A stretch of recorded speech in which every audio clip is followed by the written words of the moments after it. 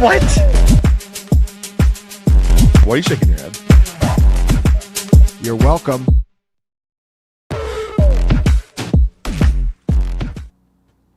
Guys, what's going on? It's week 11, Cashing Points. I'm here with Grant Barfield and Ryan Heath this week. Fun 11-game slate on tap. Let's get into it. Green Bay Packers at the New York Giants. Packers are favored by 7. Total here is 42.5. On the injury front, Matthew Golden is questionable with a shoulder injury after limited practices all week. Giants side, no Jackson Dart, no Darius Slayton. Ryan, really curious what you think of the Packers side here. Christian Watson currently projecting well. Obviously, they're still a bit up in the air in terms of Packers injuries. This is also sort of the ideal spot for a guy like Josh Jacobs. Giants are a top 3 schedule-adjusted matchup. And, of course, we always want to play Jacobs in these games where the Packers are expected to win. Curious what you think about the Green Bay side here. Yeah, I'll get the Christian Watson rant out of the way first. Glad that that's immediately where we go. So I will be playing Christian Watson this week. I'm doing that regardless of whether Dobbs and Golden and all these other wide receivers on the team play or not. One of the biggest reasons for that is I think Watson just kind of owns the outside role across from Dobbs. We've been seeing Golden and Wicks kind of rotate in and out of the slot. I think they're more like competition for routes for each other than for Watson. And Watson's usage has actually been pretty good. He's been scaling up in route participation up to 81% last week. That's more than anybody aside from Dobbs has ever had in a game for the Packers this season. And it's just an amazing matchup all around. Giants top 5 in yards per game allowed on the deep ball. They have been a top 6 pass funnel as well. And we actually have seen the Packers throw the ball in the few positive pass funnel matchups that they've had this season. It's against the Bengals and Steelers are the only 2 games where they face an opponent ranking top 14 by PRO, and they average over 300 passing yards in those 2 games. So I know it's hard to believe after that display on Monday night, but I do think we could actually see the Packers air the ball out a little bit. Clearly would benefit Watson, has gone over 100 air yards in each of his last 2 games. And the Giants play man coverage at the highest rate in the NFL. Watson up at a 0.3 target per out run, well over 3.4 yards per out run against man coverage. Clearly the Packers' best man beater this season by all of the per route metrics. So yeah, I legitimately think Watson has a lot of upside at 4,400. Just 2% ownership, kind of one of my favorite guys to just throw in and make a lineup, a GPP lineup immediately. I do agree on Josh Jacobs though too. I think he's also a very good play. He has been back up to a full-time snap share after he was kind of limited for 3 weeks with that calf injury. Since joining the Packers, he's averaging 20 DraftKings fantasy points per game in wins if you just exclude those 3 injury-affected games from earlier this season. As you said, great matchup. So yeah, both Watson and Jacobs, very on my radar, guys that are going to be in my pool. I think the only other guy you could mention here on this side is Luke Musgrave. There are just kind of a lot of cheap tight ends. I don't think any of them necessarily stand out that much. Musgrave is somewhere kind of in that range. But yeah, he was playing a full-time role. That's kind of all you can ask at tight end for a guy under 4K. But yeah, I don't feel any particular way for or against him. Yeah, I'm right there with you. I think, if you're playing the projections, Josh Jacobs pretty clearly the best play on the Green Bay side. Can mix in a little Watson, a little Luke Musgrave. Graham, I think earlier in the week I was a bit more excited to play Jameis Winston. I mean, we know what Jameis Winston can do. You look through his career, these fantasy scores are a lot like what we've seen from Justin Fields this season. There's a lot of 5s, a lot of 10s in terms of fantasy points scored in a single game, and there's also a lot of 25s, 30s, 35s. This is a brutal matchup. No Darius Slayton. Graham, I'm curious what you think of Jameis Winston, Giants side of this game here. Yeah, we love Jameis, man. It's good to see Jameis back out here, but for this week, I think I'm avoiding. I will say on FanDuel, he is min price, 6K, but he's 4,600 on DraftKings. I think Davis Mills projects a little better. We'll talk Texans, Titans in a little bit. That game, kind of like this one, it kind of does stink. Plenty of value with the receivers, though. I like Wandale quite a bit. I think everybody's going to like Wandale. We don't really need to spend a whole lot of time with no Slayton. He just projects extremely well, 5,500. gotten 27% of the targets in 4 of his last 5 games. I mean, the volume is going to be great. I think Theo Johnson is a decent play, but again, there's just way better plays at tight end on this slate. I think McBride and Kittle are just pretty much like jam 'em in plays. We'll talk about that though. I think there's a really strong chance the Packers defense just destroys Jameis in the spot though. Their pass rush is very good. Kafka, obviously taking over as interim head coach. He's still going to keep calling plays. They're down Slayton now. They don't really have a receiver that can get deep. I know Wandale, kind of can, but it's not he's playing on the perimeter. You can kind of scheme that out over the middle of the field. So they just strike me as a really thin team, I think, this week. I'm not too excited, and it sucks because, like we've talked about, man, Jameis is so much fun. He makes his every game that Jameis has started has pretty much been, 2 picks, lots of plays, and his receivers always get there. Yeah, absolutely. I mean, really tough to click Jameis in a brutal matchup. I don't think that's a spot that I'm going to be able to get to in 3 or 5 max, but MME.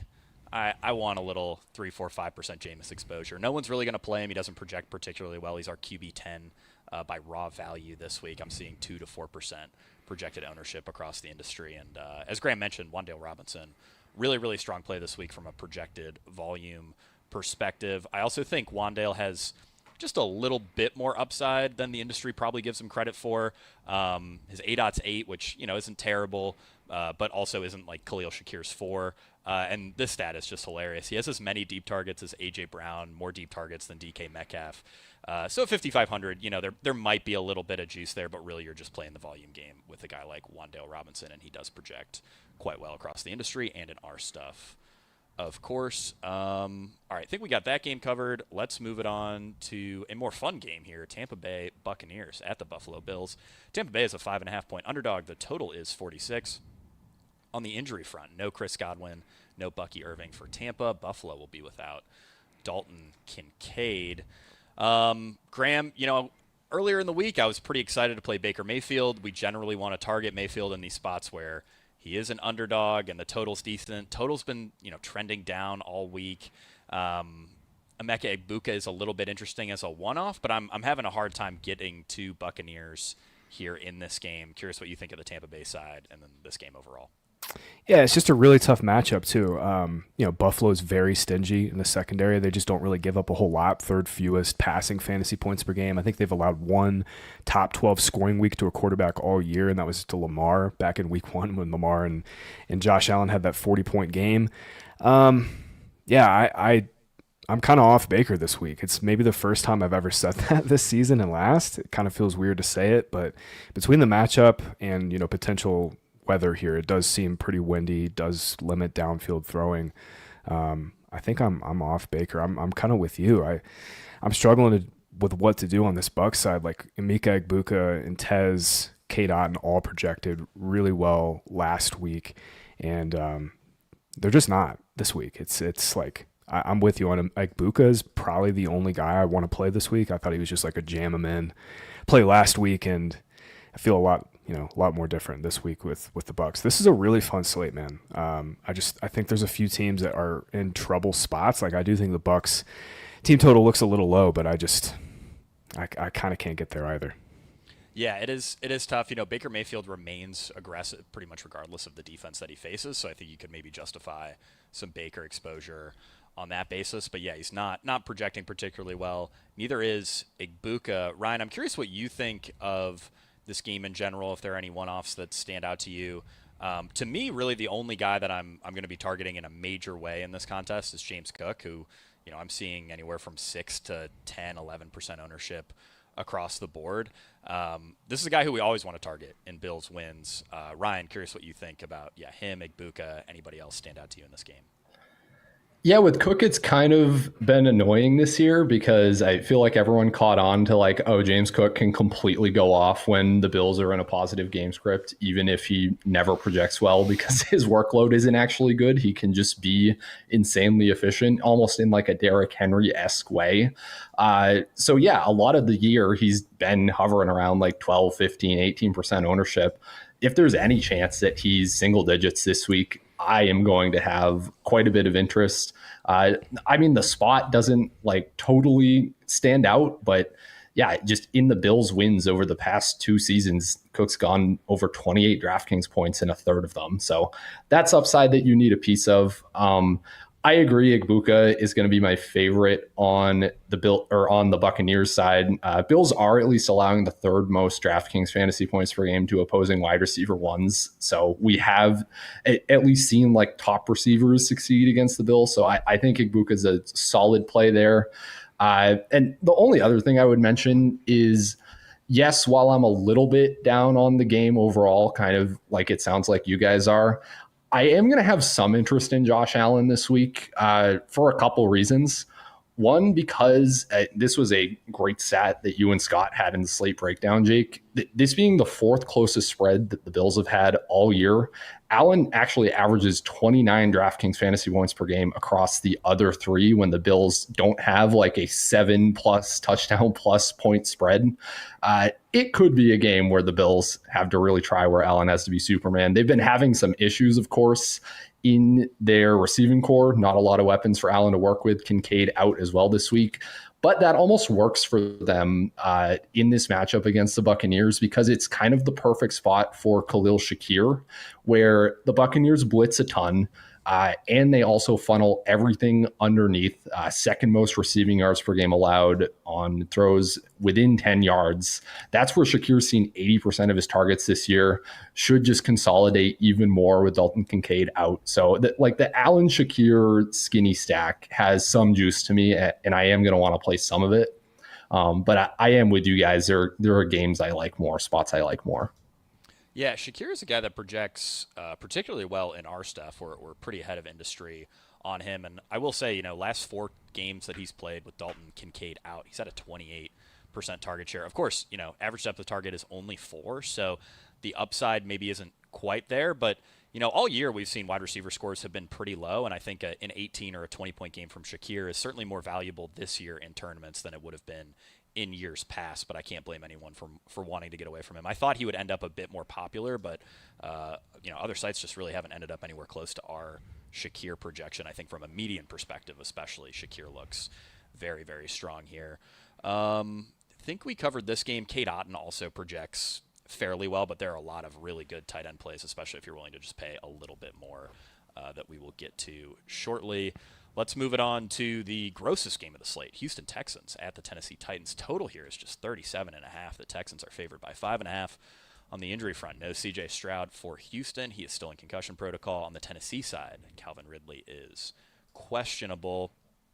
Graham, I feel like this is a game that we can pretty quickly speed through. To me, there's really just 2 guys who stand out, and they're both on the Texans side. Nico Collins and Woody Marks are both fairly interesting here. I think Marks in particular, given some of the other 5K running backs that we have available, is a guy who, given that the Texans backfield usage has been a bit all over the place this season, I don't think people can really click as confidently as a Jalen Warren, as a Chase Brown, but who obviously has upside in, what is a good matchup with the Texans favored after the usage that he saw last week. So yeah, curious on your thoughts there. Yeah, I would have been way more into it if we didn't have RJ Harvey at the same price. I will say Marks is still going to, probably make my short list on Sunday morning. He'll be in there, but I'm just way less interested in it because, we have, I think, a better player and a better offense at a better price. But, yeah, the matchup is really good. I mean, Titans have been a, run defense we've been targeting all year. They are going to get Jeffrey Simmons back, their best player, maybe a little downgrade there. I actually want to take this another way. I actually really like Davis Mills and Nico Collins stacks in the spot. Davis Mills is 4,500. He's been just as productive in terms of yards per game, in terms of his touchdown rate, as C.J. Stroud has been over the last 2 years. He just threw for 292 last week against the Jags. Obviously, most of that coming in their comeback effort. Titans are not very good in the secondary. They've also just traded their best corner a few weeks ago before the deadline.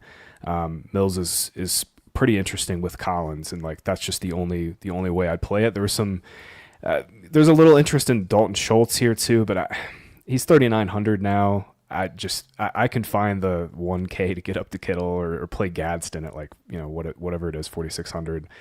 Schultz is okay in Mill stacks, but I'd really just want to play Nico for all that upside. I mean, they're just funneling the ball to him. 28%, 31% target share in his last 2 games. Titans are giving up the second most yards per route run to opposing outside wide receivers. So if you just say like Nico erupts again for 8 and 140 and has a touchdown, Davis Mills is probably going to be a pretty decent value at 4,500. Yeah, I do think that's interesting, especially for some of the larger field stuff that I like to play, getting a little bit of Davis Mills exposure. Yeah, just 4,500 to 3% ownership. I do think I'm going to end up above the field on Woody Marks. I mean, I'm seeing anywhere from 5 to 9% projected ownership. Obviously, like I said, a lot of great plays in sort of that mid-5s price range, but he was at a 74% backfield carry share, 78% snap share, also played every snap inside the 10-yard line last week. Ryan, any closing thoughts on this very gross game? I not really, other than that I also really like Woody Marks. I will also be above the field. He will be in my pool. It's just a really great spot. He got everything at the goal line last week, which has been very up and down this year. But I just think he's really, really solid, running mostly man gap stuff, which the Titans are allowing the third most yards per carry to. So I think the upside is actually really good for Marks. And I just want to say he's a great play. Yeah, this is one of those spots where we can feel pretty confident leaning into Woody Marks, and I don't think the field will, given his projected ownership. Obviously, the other plays in that price range, and like I said, the Houston's fairly neurotic backfield usage. On the Tennessee side, it's really just the Titans defense. There's no one else worth considering. All right, let's move it on to a much more fun game for fantasy and for real life. Cincinnati Bengals at the Pittsburgh Steelers. Total here is 48.5. Bengals are 5.5 point underdogs. On the injury front, Samaje Perine is out for Cincinnati. Ryan, I want to play Joe Flacco every week. He is the QB1 since week 7, averaging 29 DraftKings fantasy points per game. We know he has a pair of awesome wide receivers to play. And then we also have a really strong running back play this week in Chase Brown, at least on the Bengals side. There's also another one on the Steelers side. Brown had a 95% snap share in his last game with Samaje Perine. I believe Perine got injured on the opening kickoff there. Ryan, what do you think of Bengals side? I think there's a ton of juice in this game, especially on the Cincinnati side. Love me some Joe Flacco stacks. Yeah, I love it as well. It's a tempting one to overthink, just with the weather stuff. Steelers at home, they always have some weird black magic going on where teams can't play well against them. But yeah, this game total has gone up. It's now the highest on the slate at 49. So I want heavy exposure to Joe Flacco. I think you have to play Jamar Chase with him. He's just clearly the best or the highest upside on this side to me. Of course, the volume, the production has been insane, requires no introduction, but it's going to be another rare spot where the Bengals can face a lot of single high looks. We have seen the Steelers never come below a 51% single high rate in any individual game this year. For perspective, the Bengals usually average a 39% single high rate faced. Chase has played 8 games above a 55% single high rate over the past 2 seasons. He's averaging 30.5 DraftKings fantasy points per game in those. 3 of the 8 above 40 DraftKings fantasy points per game. And yeah, this is just a secondary that has gotten beat at several points throughout the year. Top 3 pass funnel by P-roll allowed.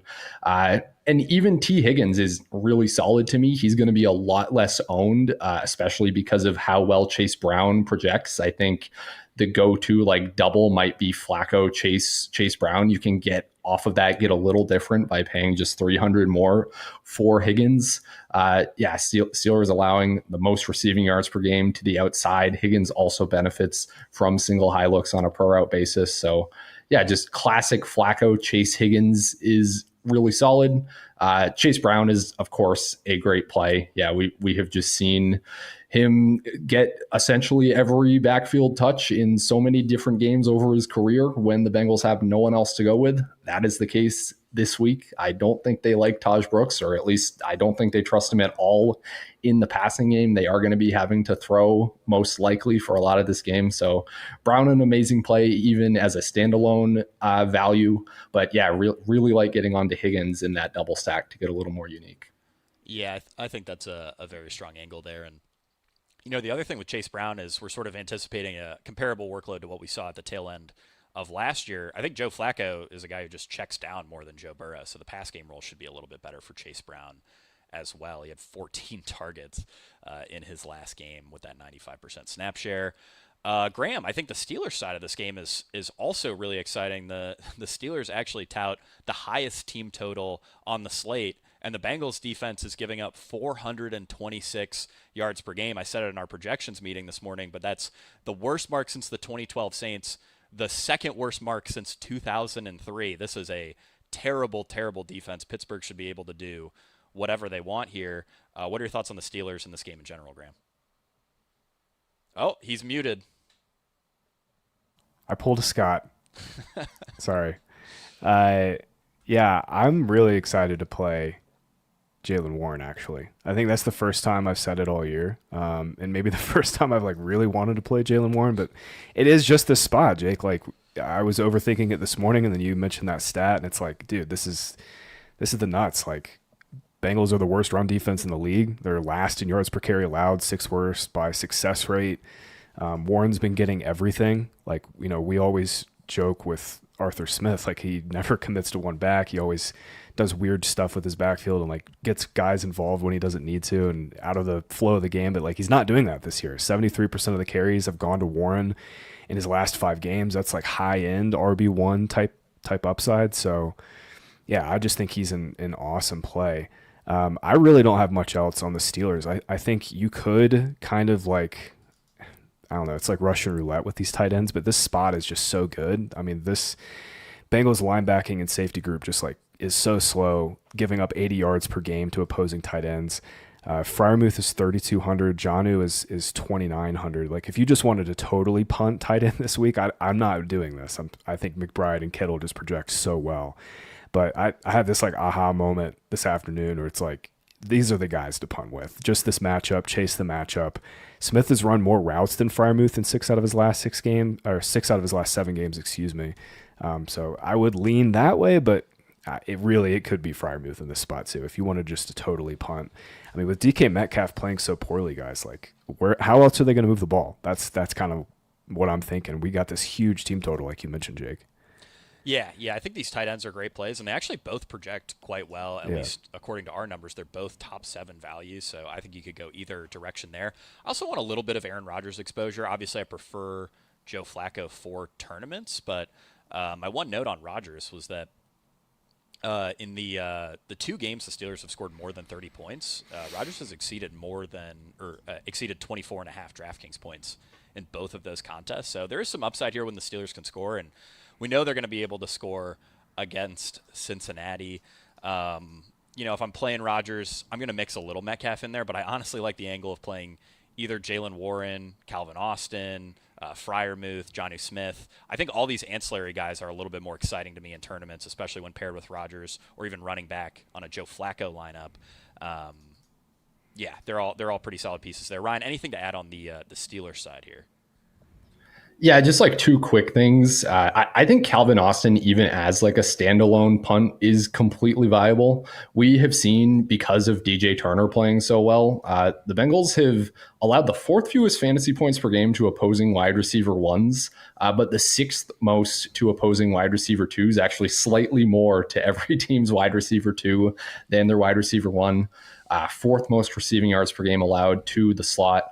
Calvin Austin down at just 4K. If he's going to be single digit ownership, I think that's another way to kind of make the Bengals stack of it all a little bit more unique as well. Saves you salary, which you're going to need if you're playing a Flacco double. So I think he's really solid, both as a bring back and standalone. And I would also say I also lean Jonnu Smith of the Steelers tight ends. Totally agree that this is where you punt it.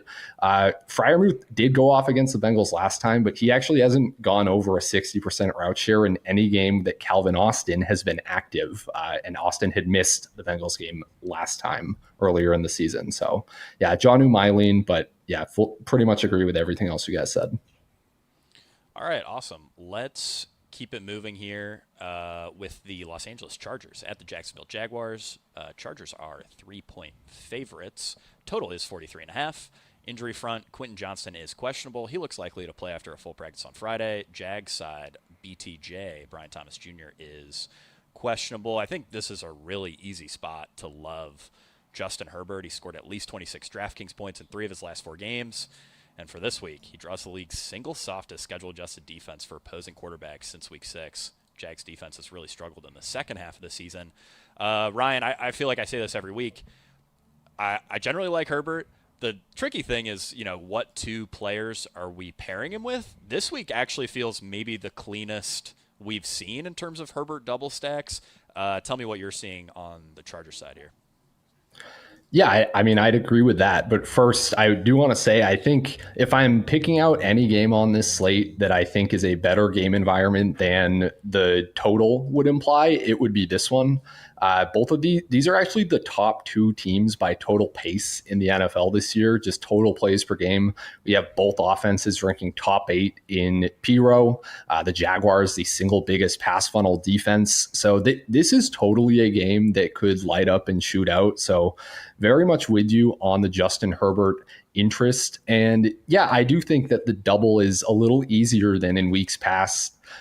We just have some compelling matchup angles here. So the Jaguars have very much been a perimeter funnel, second most schedule adjusted allowed to the outside wide receivers, but the fewest to the slot. That is a bit of a drag on Ladd McConkey, but a bit of a boost to a Quentin Johnston.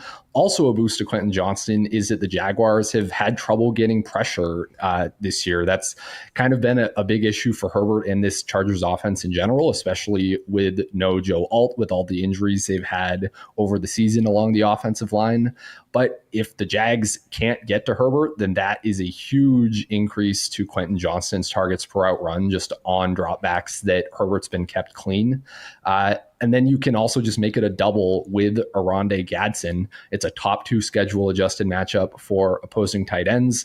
We have seen Gadsden with incredible upside. So I think that's the double. McConkey's a bit more expensive. He's a fine play. He's very good. He definitely can be the one who goes off. But yeah, that's the double stack I'm focusing in on.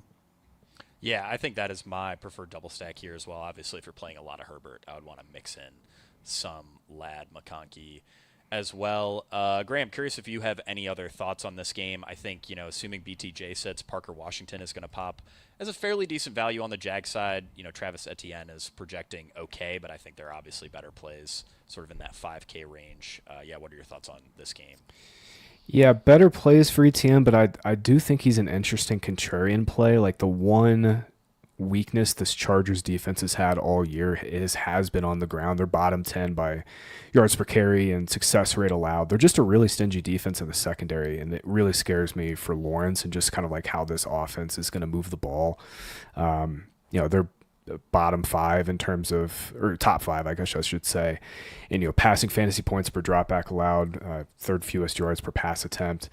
So I question the upside with this Jags offense in general, which kind of makes me question the upside of this game in general, because I love the Chargers. I pretty much agree with everything Ryan said.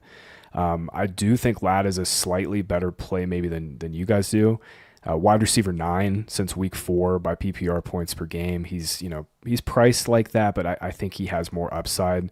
And Jake, you kind of made the note earlier in the show, like, this is just a low scoring season. So, Ladd McConkey, while he doesn't have, probably 30-point upside in this game, 25 from a guy who's 6,500 sounds really nice to me. I like Nico and Ladd quite a bit in that pocket. And then there's just like no one in the middle range of this week. You mentioned Parker Washington. I kind of think this might be the week to get off. Now he's 5,100. There's some players in that price range who project a little better. I know we love Christian Watson here at Fantasy Points, but I think Romeo Doubs and Xavier Worthy are probably slightly better plays. I would also put Juwan Jennings in that bucket, and certainly Khalil Shakir. He's probably the best one. That's not Wan'Dale Robinson in that pocket. So between Jags offense kind of in a sketchy spot, I really think I just like ETN on their side. Yeah, it is a little tough with some of these mid-5K wide receivers because, it's a great week at running back in the mid-5s, and it's also a really, really strong week at tight end in the mid-5s. We have Trey McBride Also have Gadsden, George Kittle. Yeah, that's the thing, man. I'd rather just play Kittle and McBride. Yeah. You can just play them both in the flex. I was actually just messing around with like a Jonnu McBride team. It's a good week for 2 tight ends to that point. Yeah, only other guy that I wanted to throw out for this game that we really haven't talked about is Kamani Vidal. He is a fringe top 10 value for us. Ryan, I was curious if you had any thoughts on Vidal before we move it on. Yeah, my only thing with him is we've seen the workload kind of be up and down for Vidal. Like randomly, you'll see Jarrett Patterson get like 9 or 10 carries in some of these weeks, or at least last week, Vidal was just a total highest end bell cow. My understanding is that the Chargers are out of practice squad elevations for Jarrett Patterson, which would leave them with pretty much nobody at the running back position aside from Vidal this week. They could just sign him fully to the active roster. We'll have to keep an eye on that as the weekend progresses. But yeah, that's like just something to have in the back of my mind. If it's literally just Vidal, I wouldn't get him like anywhere close to like these Chase Brown, Jalen Warren, even like Woody Marks type of plays. But he's another guy to potentially have in the pool there if you are MMEing. Yeah. Again, just a loaded week, sub 6K at running back, and Vidal joins a long list of viable plays. In that regard, let's move it on to the Chicago Bears at the Minnesota Vikings. Chicago is a 3-point underdog here. Total is 48.5. On the injury front, DJ Moore good to go. This game overall fairly clean from an injury perspective. Graham, I'm having a hard time with these Chicago guys this week. I want to like this game environment, but I seem to just only be coming back to the Minnesota side. You know, this is a Vikings defense that blitzes a ton. They run a ton of too high. That's generally something Caleb Williams has struggled against. Curious what you're seeing in this game. Anything I'm missing on the Bears side that we should be excited about? Yeah, Rome Odunze's okay. He's probably the only guy we're talking through that 6K range that's just kind of like a dead zone. He's probably the one guy who does pop a little bit. DeAndre Swift fully kept this backfield last week, quadrupled up Monungai by expected fantasy points. I do think he's a kind of interesting tournament play for similar reasons to Travis Etienne. We got a ton of chalk in this range between Chase Brown and RJ Harvey. Aaron Jones will probably be a little more highly owned, but we've seen Swift have a decent ceiling. I'm with you. I think we should probably be a little higher on this Bears side. 48.5 team total, 48.5 total, pretty decent team total attached to that. I do think Viking side is a little more interesting with this 25 implied team total, but Swift and Odunze have plenty of upside, and they're like not going to have any ownership. Yeah, I think they're both fairly reasonable bring back options on your Vikings lineups. And I mean, we're going to see a lot of ownership on JJ McCarthy. The Bears team total is solid. Vikings team total is one of the highest on the slate, just a hair over 25 points. So the markets still have a lot of confidence in JJ McCarthy, even though Twitter would obviously have you think that 9 is the worst quarterback of all time. Ryan, curious what you think on the Vikings side here, because it doesn't look like Justin Jefferson and Jordan Addison are going to pick up much ownership. Seems like that's largely concentrated on McCarthy and Aaron Jones. What are your thoughts? Yeah, I like the Viking side quite a bit. I think McCarthy is a very strong play. It's a top 5 matchup on paper. The total is obviously strong, as you mentioned. You definitely have to kind of like dig deeply into JJ McCarthy. I know Brett Whitefield was pretty impressed with his most recent game, and he's not entirely alone in that opinion around the industry among film people. From like a advanced metric perspective, I thought it was pretty notable that his pressure to sack ratio has dropped every single week. Only got sacked once against the Ravens last week, despite 25 pressures. Like he's getting the ball out quickly. He's sending it to the right place. Accuracy hasn't always been there, but that's something that can change very quickly, and it can easily just turn into a massive fantasy performance if especially some of the deeper plays hit. He has a league high 15.7% deep throw rate. That increases even further on plays he's kept clean.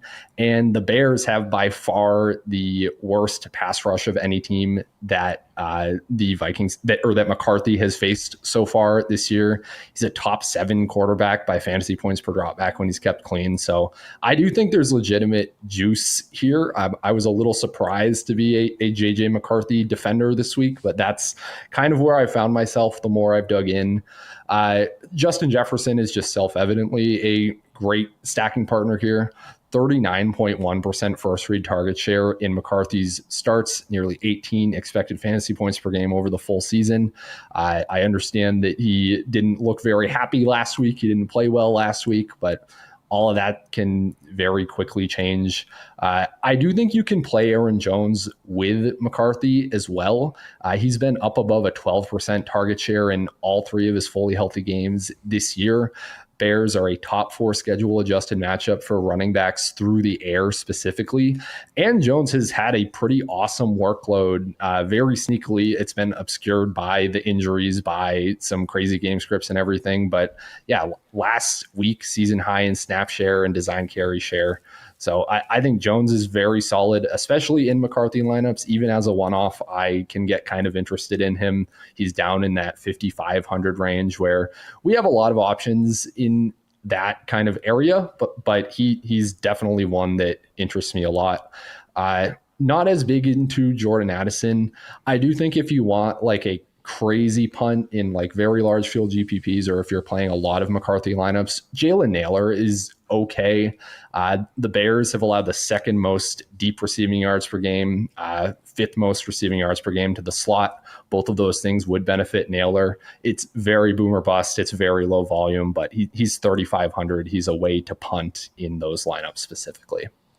Yeah, Naylor's, I guess, a little interesting to me. I'd probably rather go with Hawkinson, but yeah, if you're throwing out a dozen, 2 dozen McCarthy lineups in like a 150 set, I wouldn't blame you for getting to a little bit of Naylor. To me, it's a really clean double stack, and I think a really nicely priced double stack between McCarthy, Justin Jefferson, Jordan Addison. All of those guys look like pretty solid plays to me, and obviously can mix in some Aaron Jones there.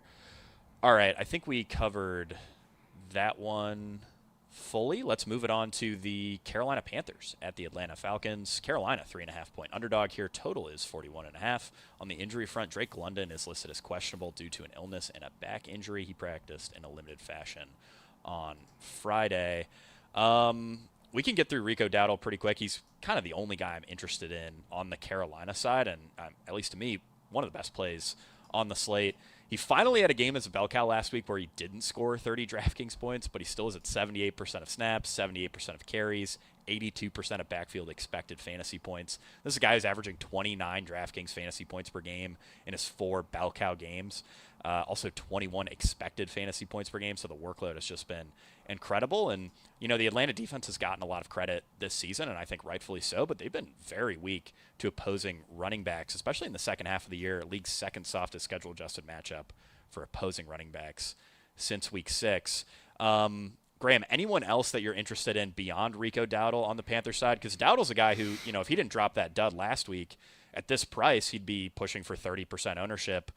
We're not quite getting that. I wouldn't be surprised if when the cards turn over, he actually is a little bit closer to 30% than the 15 to 20 that I'm seeing projected across the industry. But I love Dowdle. I'm curious if you're seeing anything else on the Panthers side. Yeah, price is creeping up, but he's still a really good play.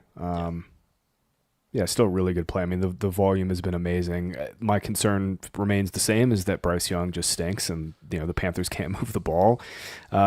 But yeah, Dowdle's a good play. I was going to mention in this game over on FanDuel 2 things on Falcons side. They've got Kyle Pitts priced at $5K, which is just like stupid low for him. He's below Noah Fant, Jonnu Smith. I think, like we've talked about, this is a good week for 2 tight ends, and if you wanted to do that on FanDuel, Kyle Pitts makes a ton of sense. This is a great matchup for him too. Panthers are giving up a league-high 10 yards per target.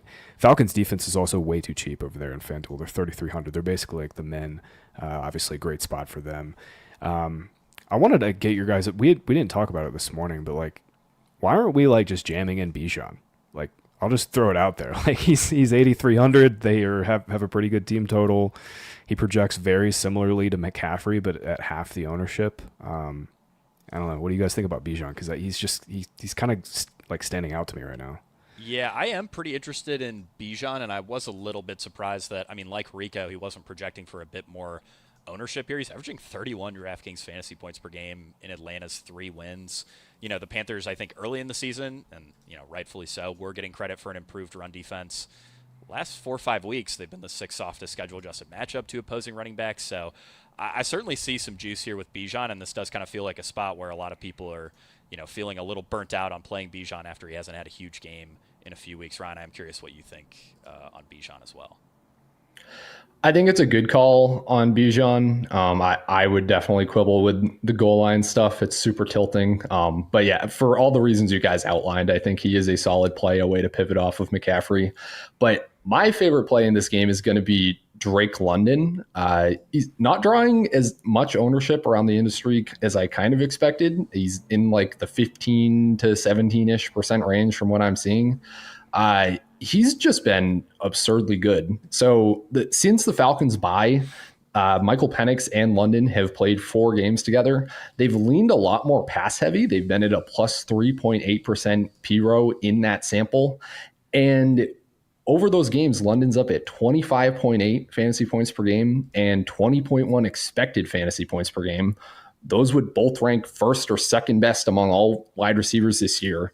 The Panthers, I think, are a sneaky good matchup for opposing wide receiver ones. Over the past 6 games, just under 22 DraftKings fantasy points per game allowed to wide receiver ones.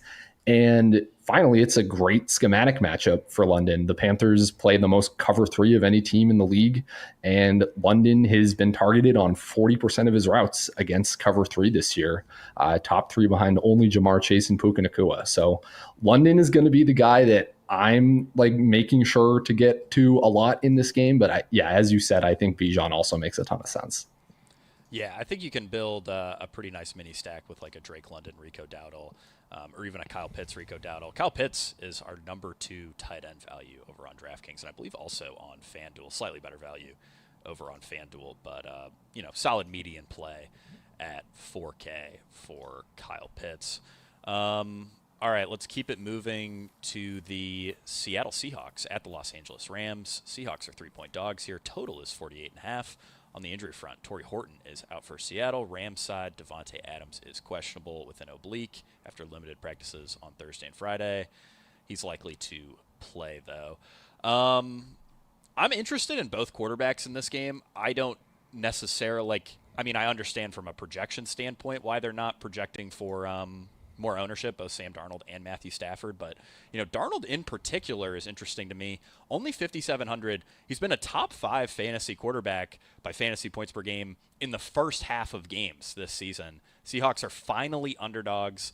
That could finally push Darnold to a 30-point game, a game where he actually does have to drop back 35, 40 times. We've seen JSN put up absolutely massive numbers on, I believe, only 24 routes per game. He's outside the top 50 in routes per game. So just a little bit of juice on the Seahawks passing side could finally lead to some just massive scores. Ryan, I'm curious what you think here in a game where, I think everyone's a little interested in Puka. Everyone wants to get to JSN. No one really wants to play the quarterbacks, and that is one of the more interesting angles to me this week. Yeah, so I'll first say overall on this game, I think it's a very wide range of outcomes. We have seen, not so much this season, but Sean McVay in the past has been very willing to not keep his foot on the gas if he doesn't need to. The Seahawks also very much they've gotten out to these big leads most of the year, but just by pass rate over expectation, pace, plays per game, all of that stuff doesn't look great for this game, right? And kind of on top of that, these are the 2 teams maybe most aware of the current NFL meta, where we have some teams just playing a lot of heavy personnel and being able to pass very efficiently out of it because it's being met with base defense on the other side. They're just not playing enough defensive backs. And these 2 teams have both been doing it over the whole season. And Mike McDonald was saying on video earlier this week, basically, that, he's not going to let the Rams get away with that, essentially. So, this could totally go under, but it could also go the other way where the Rams just have a counterpunch and don't play all this heavy personnel. They just go back to playing 3 wide, targeting Puka Nacua at a completely absurd rate. and this game shoots off. So I'm going to be treating it like in some small percentage of my lineups, I'm just going to play Darnold plus JSN plus Puka and punt wherever else I need to in order to kind of hedge against it. But outside of like the full game stacks, I'm not going to have a lot of interest in the game. It is sort of how I'm looking at this. All the pieces individually have very high upside, but yeah, there are just other places I prefer. I would rather play Chase as a one-off over either of these wide receivers, Puka or JSN. So that's kind of how I'm approaching it. Yeah, I think that's a pretty good angle. I also think if you want to double stack Sam Darnold, you could mix in a little Rashid Shaheed in there, potentially capitalize on some of that upside. Graham, I'm curious what you think of this game. Interested in either quarterback. Yeah, what are your thoughts? I'm down on this game. So we've got 4 games this week with a 48.5 team total. Feel pretty good about all of them. Bills, Bucks, 46.5. That game clears up in terms of whether it should be back in the 48s. I just think we've got 2 really good defenses. And yeah, Stafford and Darnold are both playing at MVP levels. The offenses are obviously humming as well. But Rams have a great pass rush that can kind of slow down Seattle a little bit. They also have been very good on the ground. I know Seattle's ground game has not really gotten going at all, but Rams sneakily have a very good run defense. And then the Seattle side, I mean, they've just been a really stingy secondary. Stafford is just absolutely crushed in all of his easy matchups. Like he's having a career best season, but this is clearly the best defense he's faced in a number of weeks. Obviously, the secondary has been really, really strong, 5th fewest passing fantasy points per dropback. So I'm just seeing a lot of different negative angles into this game as opposed to the game we're about to talk about here, this Niners-Cardinals game, Bengals-Steelers, and Bears-Vikings. I just think they all kind of project a little better. Yeah, I certainly think there are some better game environments. It's also tough given the prices of the highest end wide receivers in this game, especially Stafford's price too. He's priced all the way up at 6,600. So I understand that it's difficult to get there, but you are going to get a bit of an ownership discount. And I would agree with Ryan that I do think there's a pretty wide range of outcomes here. So I want to lean into this game, I think, a bit more than the field does, but certainly far from my favorite game environment on the slate. Don't think I had any other notes on this one. So let's keep it moving. San Francisco 49ers at the Arizona Cardinals. 49ers are favored by 3. Total here is 48.5. No Marvin Harrison Jr. for Arizona. He had an emergency appendectomy, I believe, on Tuesday. All right, let's start with the San Francisco side. This is the healthiest the 49ers skill guys have been all year. Brock Purdy, always a little bit interesting if nobody wants to play him. And right now, Brock Purdy is not projecting for much ownership at all. I'm seeing 2, 3, 4% across the industry. Graham, I'm curious what you think about 49ers in what I think a lot of people would agree is one of the best game environments of the slate. Oh, yeah. I want to play some 5,800 Purdy. He's 7,100 on FanDuel, projects even better over there. Let's not forget, in terms of career efficiency, Purdy's at a 6% touchdown rate. He's at 8.8 YPA. He's QB7 in fantasy points per game of the last. He's been awesome. And like you mentioned, this is the perfect time to come back. He's got Kittle back fully healthy. Juwan Jennings is back fully healthy. Pearsall is going to play and probably play, at least 50% of the routes. He's missed 6 weeks now. And it's a really great matchup. I mean, this Cardinals secondary has kind of held it together, but they are not good. Their pass rush is bottom 10. Their secondary, I think, can be exposed. I think this is an awesome, awesome week to stack Niners. We've been talking about tight end this whole slate. Kittle is Trey McBride projects incredibly at 6,300. I mean, he's going to project for 18 or 19 DK. But Kittle is very clearly the second best tight end play on the slate. He's just 5K. Vis-a-vis wide receiver pricing, it's you're deciding between him or Romeo Dobbs or Parker Washington, Xavier, these guys who just really they project okay, but they don't really have a big ceiling. We know Kittle has a huge ceiling, and this game environment is really strong. Cardinals offense has obviously been on fire, can push the Niners. I think this is my favorite game on the slate. There's so many ways to attack it. Jacoby Brissett, Jake, you and I were talking about him on the Early Look show on Monday. I mean, 4,900 is just an awesome price. And yeah, the Harrison thing, I want to get your guys' opinion. How much steam does Harrison missing take out of the Cardinals, if any? And obviously Trey McBride is he seems like the nuts. Yeah. I mean, I'm right there with you. This game has a ton of fun angles. Wanted to note Christian McCaffrey, obviously just an excellent play as always. DraftKings, I mean, refuses to price him up. He's still averaging over 25 expected fantasy points per game. He's a guy who's going to be really chalky, but justifiably so. And I mean, I'm with you on Brissett at 4,900. He is our top quarterback value of the week. I think that's a fairly common thing around the industry. I imagine you will see a lot of Brissett in cash lineups and across the board in tournaments. He's one of the only guys pacing to be as popular, maybe more popular than J.J. McCarthy this week. Ryan, curious what you think of the Cardinals side. How much steam does Marvin Harrison missing actually take out of this Cardinals offense? How much faith can we have in Michael Wilson and Greg Dortch, who are two very cheap pieces on a slate that's, a little starved for wide receiver value? What do you think here? Yeah, so I also love this game. Think it's easily the best on the slate. Love both quarterbacks. Think you can stack it up so many ways. I'm very excited about the Cardinals offense, even without Marvin Harrison. So the biggest thing with this 49ers defense is that in their their last 4 games since they lost Fred Warner for the season, they have just been getting killed everywhere, kind of underneath within like 10 yards of the line of scrimmage, been totally unable to cover tight ends and running backs. Just the stats, like they're allowing the 3rd highest passer rating, 3rd most any adjusted net yards per attempt in that area of the field within 10 yards. And that's where Jacoby Brissett has been completely eating this year. 4th highest passer rating, 2nd most fantasy points per drop back in that area of any qualifying passer. It's been because he's hyper targeting Trey McBride there. McBride has more targets per game within 10 yards than any player other than Jamar Chase in the NFL right now. 49ers 3rd most receiving yards per game, most schedule adjusted to the slot, where McBride has run 60% of his routes. It's a great schematic matchup. The 49ers run a ton of cover 4 and cover 6, also kind of funneling everything underneath.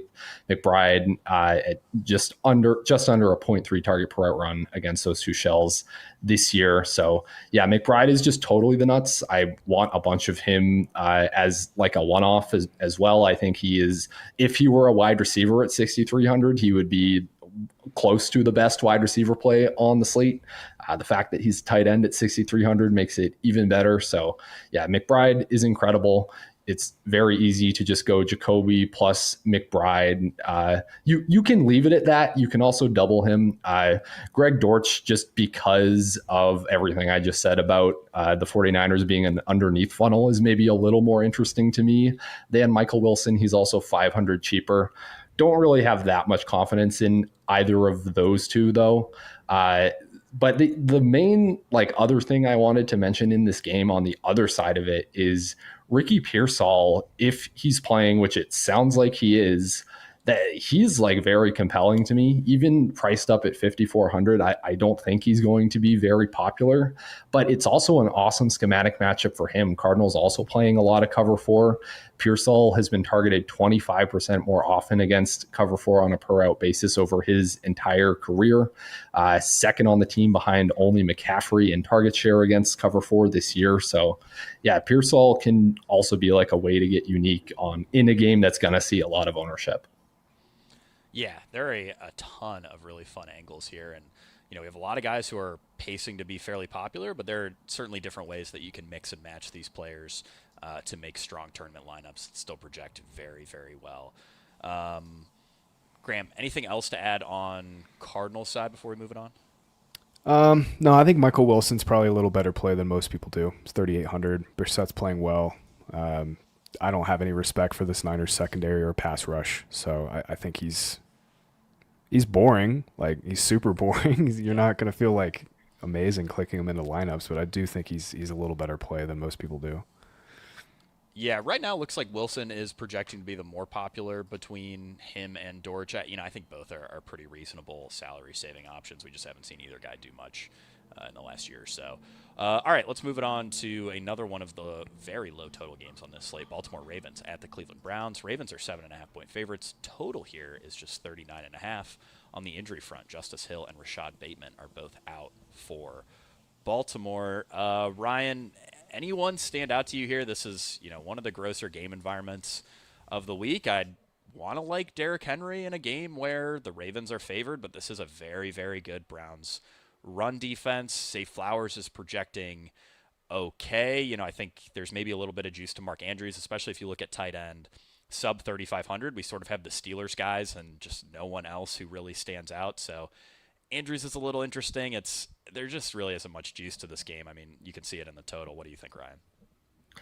Yeah, I largely agree. I want to like Derrick Henry, but both of the running backs in this game, Henry and Judkins, is just like there are so many good like high 5K, low 6K running back options on this slate that I just can't get myself to either of Henry or Judkins or to get that excited. Maybe a little bit of Derrick Henry exposure in GPPs for me, but definitely nothing I'm getting to in like 3 max or 5 max. Yeah, you want to play Henry when he's favored, but as you said, really difficult matchup. Yeah, other than that, it's like it also sounds like there's weather concerns in this game. That's part of the reason why the total is so low. If not for that, I would want to like Zay Flowers just against a single high heavy kind of Browns team, but I don't think you can get there at 6,400 with the total, with the weather issues. So yeah, I think we're ultimately just left with Mark Andrews and Harold Fannin on each side as okay tight end punt options. But yeah, as we've been saying, I think the Steelers tight ends are much better punts. And I think overall you only want to punt tight end this week if you're playing one of the other guys in your tight end slot, if you're playing a Kittle, a McBride, a Gadsden, otherwise for a 2 tight end build. Yeah, exactly. If I am getting to a Mark Andrews or a Harold Fannin, it's because I have Trey McBride in my tight end slot, and I'm just trying to pay up for some of these better wide receivers, these better running backs on the slate. On the slate. All right, let's finish it out with the Kansas City Chiefs at the Denver Broncos. Chiefs are 3.5-point favorites. Total here is 44.5. On the injury front, Isaiah Pacheco is out. Broncos side, J.K. Dobbins is out. Graham, R.J. Harvey, just 5,400. We just saw last night and the previous week, Travion Henderson absolutely crush with a big workload.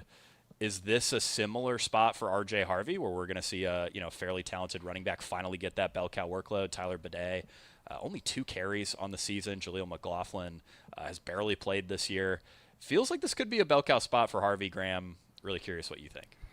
Yeah, I think it is. I think it is a bell cow spot. Their backups just really haven't played. Bidet could annoyingly mix into the passing game, but I don't view Jaleel McLaughlin as a legitimate threat. The team has shown us what they think of him all year. I was calling Travion Henderson the nuts like 2 weeks ago and last week, I guess it was last week.